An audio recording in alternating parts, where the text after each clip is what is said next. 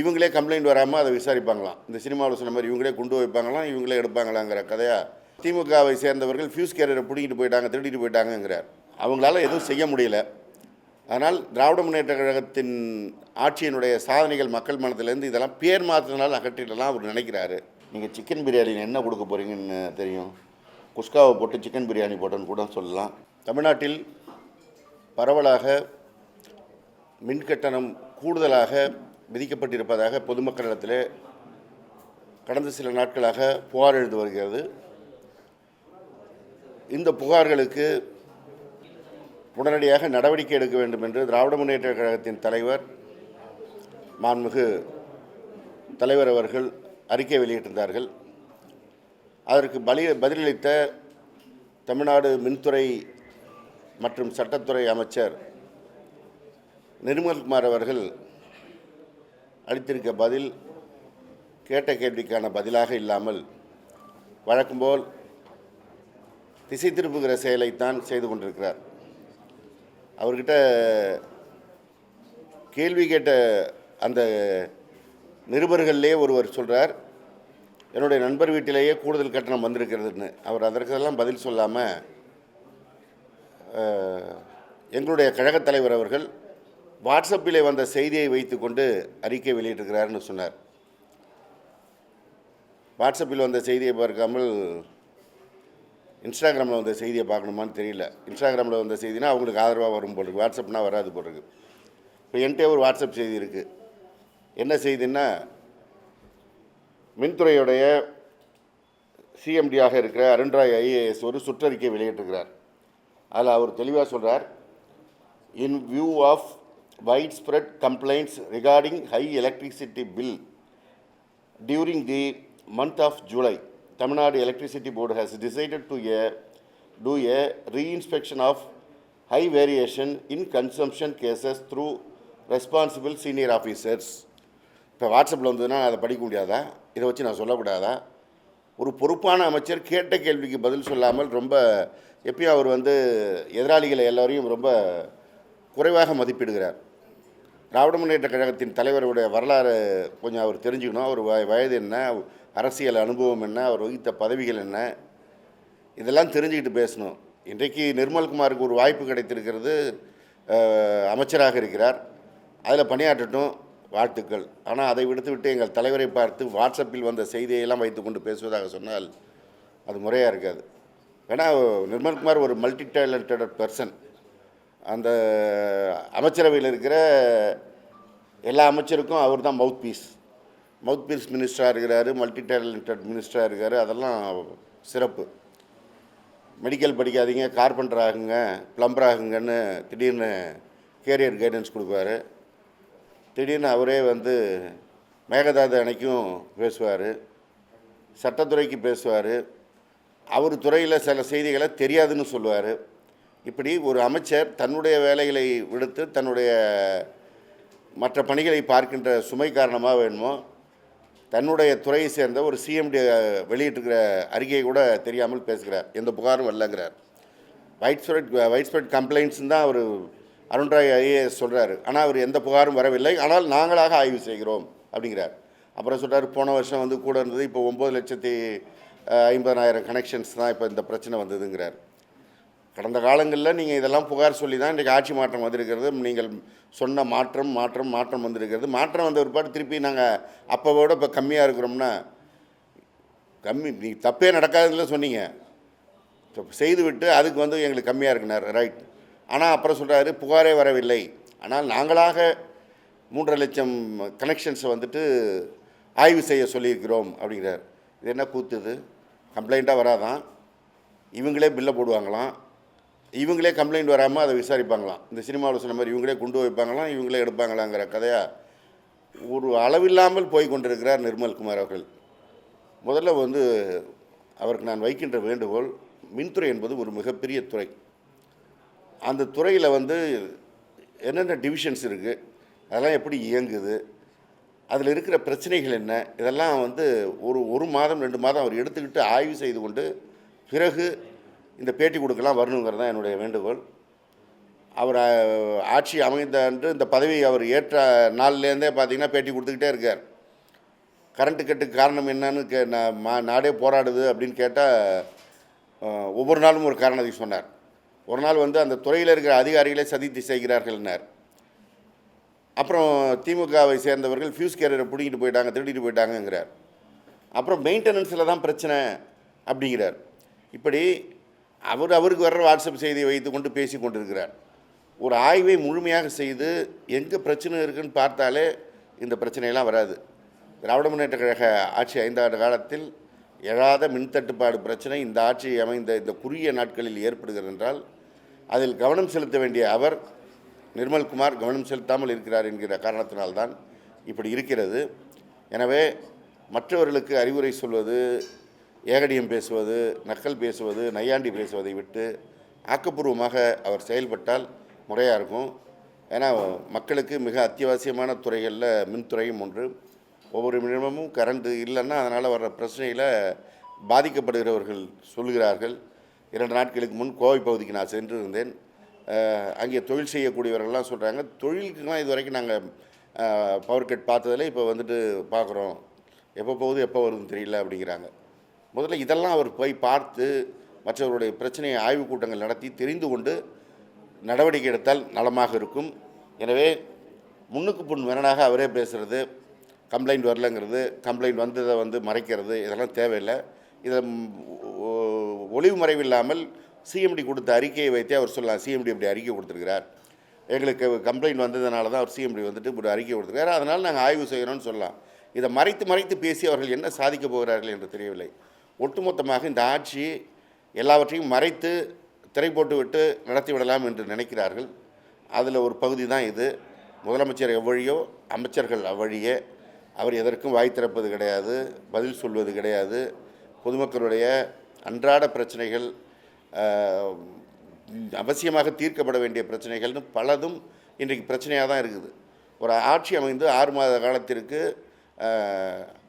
அவங்களுக்கு வந்து விமர்சனம் செய்யக்கூடாதுன்னு இவங்க சொல்கிறாங்க. நாங்களும் செய்யலை. ஆனால் ஒவ்வொரு நாளும் பாதிக்கின்ற பிரச்சனைகளை விமர்சனம் செய்யாமல் வேடிக்கை பார்த்து கொண்டு இருக்க முடியாது. ஏன்னா நாங்களும் ஒரு ரெஸ்பான்சிபிள் அப்போசிஷன் பார்ட்டி, எங்களுக்குமான கடமை இருக்கிறது. எங்களுக்கும் மக்கள் வாக்களித்து நாங்களும் குறிப்பிடத்தக்க அளவிலான சட்டமன்ற உறுப்பினர்களோடு இருக்கிறோம். எங்கள் தொகுதியை சேர்ந்தவர் மாத்திரமல்ல, ஒட்டுமொத்தமாக திராவிட முன்னேற்ற வாக்களித்து தமிழ்நாட்டு மக்களுக்கு குரல் கொடுக்க வேண்டிய அவசியம் இருக்கிற காரணத்தினால் எங்களுடைய தலைவர் இந்த மின்சார பிரச்சனைக்கு அறிக்கை விட்டிருக்கிறார்.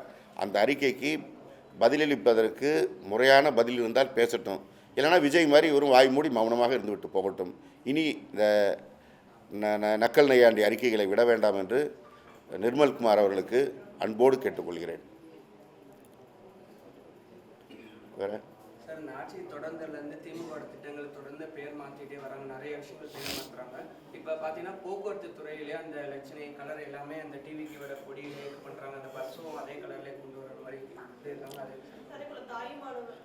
அது பேர் அதாவது அவங்களால எதுவும் செய்ய முடியல. அதனால் திராவிட முன்னேற்ற கழகத்தின் ஆட்சியினுடைய சாதனைகள் மக்கள் மனத்திலேருந்து இதெல்லாம் பேர் மாற்றினால் அகற்றிடலாம் அவர் நினைக்கிறாரு. ஏதோ ஒரு மாற்றம் வேண்டும் என்று ஒரு 35% பேர் வாக்களித்தார்கள். அது கடைசி ஒரு 3 நாளில் ஒரு 10% பேர் ஒரு மனமாற்றத்தால் ஏற்பட்டது தான் இது. அதனால் ஏதோ இவருக்கு ஏகோபித்து 234 தொகுதியும் கையில் கொடுத்து தமிழ்நாட்டையே திருப்பி அந்த பக்கமாக வைக்க சொல்லி சொன்னதான் நினச்சிக்கிட்டு நான் முதல்வன் பேரை மாற்றுறாரு, முதலமைச்சர் காலை உணவு திட்டத்தை பேரை மாற்றுறாரு. அப்போ என்ன தெரியுது, முதலமைச்சர்னாலே கழகத் தலைவர் மாண்புமிகு மு.க. ஸ்டாலின் அவர்கள் பெயர் தான் அவருக்கே ஞாபகம் வருது, விஜய்க்கே. அதனால தான் முதல்வன்கிற பேர்லாம் எடுங்கிறார். தாய்மானவன் திட்டம் அப்படின்னா அவரை தான் ஞாபகம் வருது இவருக்கு, விஜய்க்கு. இப்படி ஒவ்வொரு இடத்திலும் தங்களுடைய இயலாமையை மறைப்பதற்கு திராவிட முன்னேற்ற கழகத்தின் திட்டங்களை மறைத்தால் போதும் அப்படின்னு அவர் நினைக்கிறார். அதே போல் இந்த கலர் மாற்றுறது, பேர் மாற்றுறது, இதன் மூலமாக வந்து மக்கள் மனதில் இடம் பெறலான்னு நினச்சா மக்கள் வந்து இதற்கு கடும் எதிர்வினை தான் ஆற்றுவாங்க. மக்கள் அமைதியாக இருக்கிறாங்க அப்படின்னு அவர் நினச்சிட்டு இருக்கார். மக்கள் அமைதியாகலாம் இல்லை. அவங்கவுங்க அங்கங்கே வந்து மின்சார பிரச்சனைக்கு போராடின மாதிரி ஒவ்வொரு இடத்திலும் இந்த தாவேகாவினர் செய்கின்ற பாலியல் லூட்டிகளுக்கு எதிராக போராடி கொண்டிருக்கிறார்கள். அவர்களுடைய குரலை எழுப்பி கொண்டு தான் இருக்கிறாங்க. அந்தந்த பகுதி நடந்து கொண்டிருக்குது. எதிர்க்கட்சிகள் இந்த 6 மாத காலத்திற்கு இவர்களை வந்து சொல்லியிருக்கிறாங்களேன்னு வந்து பெரும் போராட்டம் அறிவிக்காமல் இருக்கிறனால இவர் ஏதோ இவருக்கு எதிர்ப்பே இல்லாத போல் நினைத்து கொண்டு இந்த பணியெல்லாம் செய்கிறார். குறிப்பாக வந்து இந்த பேருந்துக்கு கலர் மாற்ற போகிறோம், பேருந்துடைய துறையில் இருக்கிற வெப்சைட் கலரை மாற்றுறது, இதெல்லாம் செய்தால் இதெல்லாம் ஒரு நிமிஷத்து வேலை. ஆட்சி மாற்றம் மீண்டும் வருகின்ற பொழுது அப்புறம் இதெல்லாம் மாறதான் போகிறது. மக்கள் மனதில் எதை செய்தால் இடம் பிடிக்கலாம்னு பார்ப்பது தான் ஒரு ஆட்சியாளராக பொதுமக்களால் அமர்த்தப்பட்டவர்களுடைய எண்ணமாக இருக்க வேண்டும். இப்போ எங்கள் தலைவர் கொண்டு வந்திருக்கின்ற திட்டங்கள் காலை உணவு திட்டமாக இருந்தாலும், புதுமை பெண் திட்டம், தமிழ் புதல்வன் திட்டம், மகளிர் உரிமை தொகை திட்டம், இந்த திட்டம்லாம் என்றைக்கு மக்கள் கேட்டாலும் சொல்லுவாங்க, இது மாண்புமிகு மு க ஸ்டாலின் அவர்கள் கொண்டு வந்த திட்டம்னு. தமிழ்நாட்டுக்கு யார் தமிழ்நாடுன்னு பேர் வைத்ததென்றால் பேரறிஞர் அண்ணா வைத்தார் அப்படின்னு தான் எல்லாரும் சொல்லுவாங்க. இது போன்ற இடஒதுக்கீடு பிரச்சனை யார் தமிழ்நாட்டினுடைய இன்றைய முன்னேற்றத்துக்கு காரணமாக தலைவர் கலைஞர் தான் சொல்லுவாங்க. இப்படி செய்து தான் பெயர் எடுக்க வேண்டும், பெயர் மாற்றியோ கலர் மாற்றியோ பெயர் எடுக்க வேண்டும் என்று நினைத்தால் மக்கள் காத்திருப்பார்கள். இன்றைக்கு ஒன்றிய அரசாங்கம் இப்படி தான் 12 ஆண்டு காலமாக தங்களுக்கு எதிராக பெரிய குரல் இல்லை அப்படின்னு நினச்சாங்க. இன்றைக்கு ஒரு பெரிய கடும் பிரளயம் ஏற்பட்டிருக்குது. அதுபோல் ஒரு சந்திப்பு சூழலில் தான் விஜயும் சந்திக்க வேண்டிய நிலை வரும்.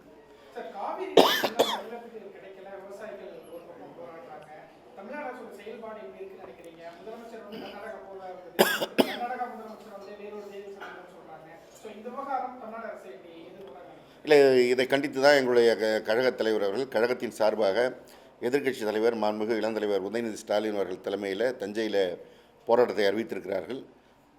டெல்டா பகுதி விவசாயிகள் மாத்திரமல்ல, ஒட்டுமொத்த தமிழகத்தின் விவசாயிகளுமே இன்றைக்கு இந்த தமிழ்நாடு அரசு அறிவித்த கடன் ரத்து பிரச்சனைகளை பல குழப்பங்களை செய்து அவருடைய எதிர்ப்பை பெற்றிருக்கிறார்கள். காவிரி பிரச்சனையை முறையாக கையாளாமல் இன்றைக்கு தஞ்சை பகுதியே காய்ந்து போய் கிடைக்கிறது, டெல்டா மாவட்டங்கள் காய்ந்து கிடக்கிறது. அதை கண்டித்து தான் இந்த ஆர்ப்பாட்டம் அறிவிக்கப்பட்டிருக்கிறது. இதில் மேகதாது பிரச்சனைக்காக கர்நாடகாவுக்கு பிரதமர் விஜய் போகிறாருன்னு சொன்னது அவருடைய அமைச்சரவையில் வேளாண் துறை அமைச்சராக இருக்கிறவர் தான் சொன்னார். அப்புறம் கல்வித்துறை அமைச்சர் ராஜ்மோகன் என்ன சொல்கிறாரு, இதையெல்லாம் முதல்வர் முடிவு செய்து முதல்வரே அறிவிக்கத்தான் தான் தெரியும், மற்றவங்க சொல்கிறதெல்லாம் எடுத்துக்க முடியாதுன்னு சொல்கிறார். ஒரு அமைச்சர் சொல்கிறதா இன்னொரு அமைச்சரே சொல்கிறார். இப்போ இன்றைக்கி நம்ம மல்டி டேலண்டட் நிர்மல்குமார் என்ன சொல்லியிருக்கிறாரு, முதல்வர் அலுவலகம் அறிவிக்கும்னு சொல்கிறார். அப்புறம் அவரே சொல்கிறார், இதை நீதிமன்றம் தான் இதை தீர்க்க வேண்டும் என்று சொல்கிறார். நீதிமன்றம் தான் தீர்க்க வேண்டும் என்றால் விஜய் கர்நாடகா போக வேண்டிய அவசியம் என்ன? ஒரு சட்டத்துறை அமைச்சர் நிர்மல்குமாருங்கிறவர் வெறும் மின்துறை அமைச்சர் மாத்திரமல்ல, சட்டத்துறை அமைச்சர். அப்போ அவர் சட்டத்துறையில் ஆலோசித்து தான் சொன்னோம், இது நீதிமன்றம் மூலம் தான் தீர்க்க முடியும் என்று. அப்போ அவர் அதை முதலமைச்சர்கிட்ட சொல்லியிருக்கணும்ல, போகணான்னு. அடுத்தது நாங்கள் போகிறோம்னு சொல்லலை, அந்த குழு பட்டியல் ஏன் வந்ததுன்னு தெரியலன்னு இவங்களே சொல்கிறாங்க. இந்த ஆட்சி அமைந்ததுலேருந்து எதுவுமே அதிகாரப்பூர்வமாக அறிவிப்பு கிடையாது. தகவல் கிடைத்தது, தாவேகாவுடைய தகவல் கிடைத்ததுன்னு தான் எல்லா தகவலும் வரும். முதலமைச்சர் பதவியேற்ப போகிறார், தகவல் கிடைத்தது. அமைச்சரவை பட்டியலை வழங்கப் போகிறார், தகவல் கிடைத்தது. இப்படி தான் தகவல் கிடைத்தது போல் கர்நாடகா போகிறார் என்று தகவலும் கிடைத்தது. அந்த தகவலையும் அவர்களே இன்னும் உறுதி செய்யலை.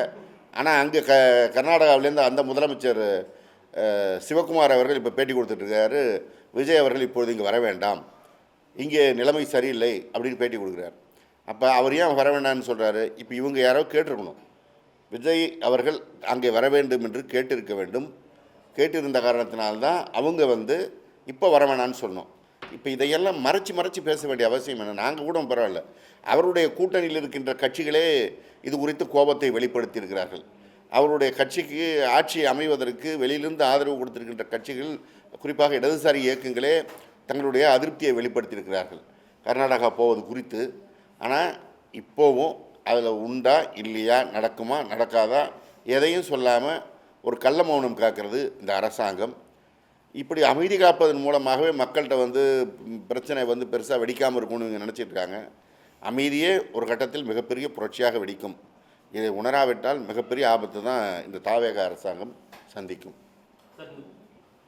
பள்ளி மாணவர்களுக்கு சத்துணவு இது சிக்கன் பிரியாணி போறதா சொல்லியிருக்காங்க, அது எப்படி பார்க்கறது சாத்தியமா? அது குறித்து பல கல்வியாளர்கள் கருத்து சொல்லிட்டு இருக்கிறாங்க. முட்டைன்னா முழுசாக கொடுத்துருவோம் தெரியும், நீங்கள் சிக்கன் பிரியாணி என்ன கொடுக்க போகிறீங்கன்னு தெரியும், குஸ்காவை போட்டு சிக்கன் பிரியாணி போட்டோன்னு கூட சொல்லலாம். அதாவது ஒரு திட்டத்தை செயல்படுத்துவதற்கு முன்பாக அந்த திட்டத்தினுடைய பிரச்சனைகள் என்ன வரும், அதை முழுமையாக செயல்படுத்த முடியுமா, இதெல்லாம் தெரியணும். இவங்க மன்றம் வச்சுருக்கும்போது நாங்கள் அங்கே செஞ்சோம் இங்கே செஞ்சோம், அதனால் சில விஷயங்களை இங்கே செய்கிறோன்னு வராங்க. மன்றங்கிறது தனிநபர்களுடைய பிரச்சனை, அவங்க எதை விருப்பப்பட்டாலும் செய்யலாம். ஆனால் அரசு அப்படி இல்லை, இதுக்கு அக்கௌண்டபிலிட்டி இருக்குது. பொதுமக்களுடைய வரிப்பணத்தில் நாம் செலவு செய்யும்போது அது முழுமையாக சென்று சேர்கிறதா எல்லோருக்கும் சேர்கிறதான்னு பார்க்கணும். எல்லா விஷயத்தையும் விளையாட்டு போக்கில் அவங்க நினச்சிக்கிட்டு இருக்காங்க. ரீல்ஸ் தான் அது, இதை போட்டால் அது ஒரு 2 நாள் ரீல்ஸ் போடலான்னு நினச்சிருப்பாங்க. பார்ப்போம்.